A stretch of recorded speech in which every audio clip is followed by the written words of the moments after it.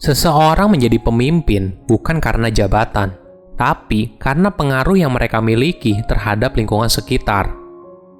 Halo semuanya, nama saya Michael. Selamat datang di channel saya, Sikutu Buku. Kali ini saya akan bahas buku Developing the Leader Within You karya John C. Maxwell. Sebelum kita mulai, buat kalian yang mau support channel ini agar terus berkarya, caranya gampang banget. Kalian cukup klik subscribe dan nyalakan loncengnya. Dukungan kalian membantu banget supaya kita bisa rutin posting dan bersama-sama belajar di channel ini. Buku ini membahas soal bagaimana mengembangkan potensi diri menjadi seorang leader. John memulai bukunya dengan memberikan arti leadership yang sesungguhnya. Leadership itu bukan soal manajemen, tapi soal pengaruh. Kenapa begitu? Karena tidak peduli seberapa hebat kamu mengatur orang lain, usaha kamu tidak akan berhasil jika orang tersebut tidak mendengarkan atau mengikuti kamu. Menariknya lagi, leadership itu bisa dipelajari dan bukan merupakan bakat. Cuma memang, ketika di sekolah atau di universitas, kita tidak belajar bagaimana menjadi leader panutan. Dan bahkan di tempat kerja, tidak semua orang bisa bertemu dengan leader yang hebat. Makanya, kita pikir orang terlahir dengan bakat memimpin, karena jumlahnya sedikit. Padahal, untuk menjadi pemimpin, kamu perlu mempelajari karakter apa yang membuat kamu menjadi pemimpin yang sesungguhnya. Saya merangkumnya menjadi 3 hal penting dari buku ini. Pertama, 5 level kepemimpinan. Dalam hidup, kita pasti pernah menjadi seorang pemimpin. Entah itu karena pekerjaan, menjadi koordinator sosial, atau bahkan menjadi orang tua. Tapi, apakah kamu pernah tahu bagaimana perkembangan kamu dalam memimpin seseorang?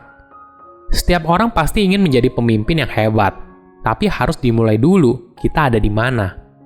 Jika kita sudah tahu kemampuan memimpin yang kita miliki sekarang, maka kita bisa membuat rencana bagaimana untuk meningkatkan kemampuan kita sebagai pemimpin.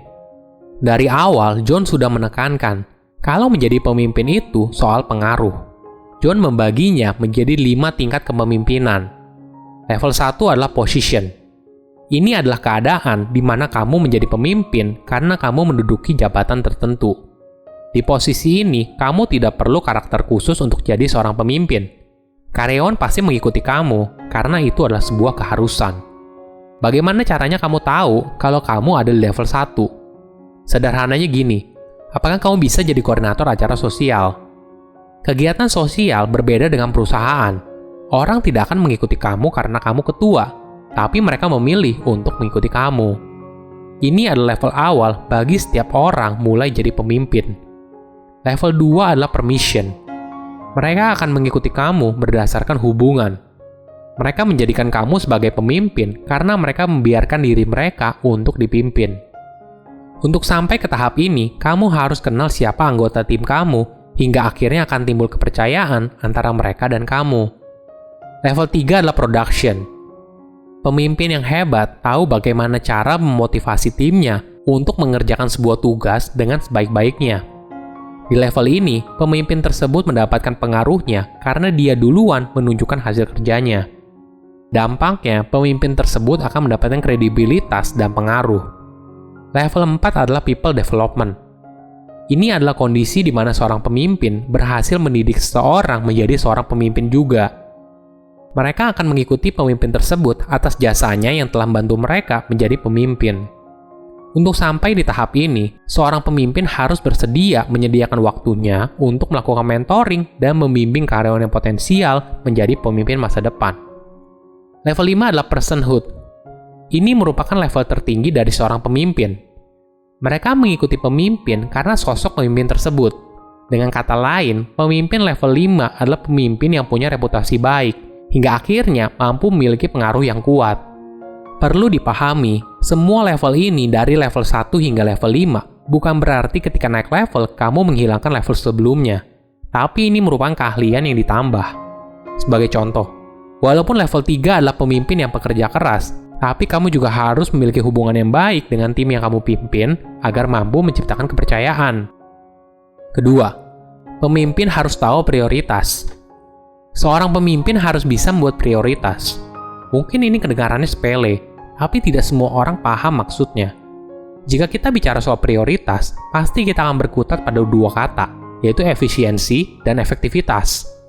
Bagi John, efisiensi adalah fondasi untuk bertahan hidup, sedangkan efektivitas adalah fondasi dari kesuksesan.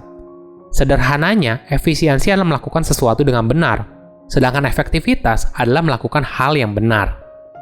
Semakin tinggi kita menjadi seorang pemimpin, kita pasti akan mengalami dilema ini ketika harus mengambil keputusan. Apakah harus mengambil keputusan yang efisien atau efektif?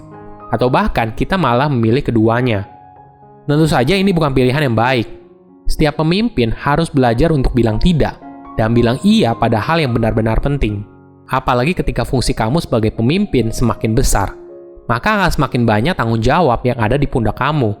Kamu harus tahu bagaimana caranya menyusun prioritas, hal mana yang penting dan hal mana yang mendesak. Kalau secara pribadi kita gagal menentukan prioritas, maka hal ini juga berbahaya bagi perusahaan, karena nantinya akan berdampak pada energi, waktu, dan karyawan yang dibutuhkan dalam mengerjakan sebuah proyek. Ketiga, pemimpin harus punya integritas.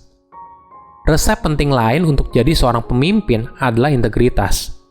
Tanpa hal tersebut, maka akan sangat sulit untuk membuat orang lain mengikuti kamu. Sederhananya gini, integritas itu adalah walk the talk. Kamu melakukan sesuai dengan apa yang kamu ucapkan. Perilaku kamu pada akhirnya akan menginspirasi orang lain untuk mempercayai dan mengikuti kamu. Sebagai contoh, sebuah riset dari Stanford University bilang kalau 89% orang belajar melalui visual. Artinya, ketika tim kamu mendengar ucapan kamu kalau fokus dari perusahaan adalah untuk memberikan solusi bagi konsumen dan mereka melihatnya dari cara kerja kamu, maka mereka juga akan melakukan hal yang sama. Poin penting lain dari integritas bukan hanya melakukan apa yang diucapkan, tapi juga soal melakukannya secara konsisten. Contoh sederhananya seperti ini. Kamu mau tim kamu gak boleh datang ke kantor lebih telat dari jam 9 pagi. Tapi setiap hari kamu selalu datang jam 9 lewat, karena berpikir kamu adalah bos, jadi kamu punya waktu yang lebih fleksibel. Hal ini tentu saja membuat integritas kamu di mata karyawan sangat lemah. Pertanyaannya seperti ini. Apakah kamu mau mendengarkan nasihat atau saran dari orang yang tidak kamu percayai? Tentu saja tidak, kan? Ini adalah contoh sederhana yang harus diresapi apabila kamu ingin menjadi seorang pemimpin. Integritas adalah modal awal untuk membangun sebuah reputasi. Kalau kamu masih ingat di 5 level leadership, integritas itu ada di level 3 dan merupakan fondasi awal agar kamu bisa naik ke level 5, di mana seseorang akan mengikuti kamu karena reputasi yang kamu miliki. Mungkin satu hal yang harus dipahami soal integritas adalah kalau integritas bukanlah sebuah citra seseorang. Misalnya, si A adalah orang yang jujur. Kejujuran dari si A bukanlah sebuah citra semata, tapi merupakan reputasi yang dibangun selama bertahun-tahun dan dijalankannya, tidak peduli dalam hubungan pribadi ataupun hubungan bisnis. Orang yang memiliki integritas yang baik biasanya memiliki karakter yang sama seperti reputasinya. Perjalanan menjadi pemimpin yang baik memang tidak mudah, tapi bisa dipelajari. Seseorang menjadi pemimpin bukan karena jabatan yang diberikan, tapi karena pengaruh yang dia ciptakan bagi lingkungannya. Silahkan komen di kolom komentar pelajaran apa yang kalian dapat ketika baca buku ini. Selain itu, komen juga mau buku apa lagi yang saya review di video berikutnya. Saya undur diri, jangan lupa subscribe channel YouTube Sikutu Buku. Bye-bye.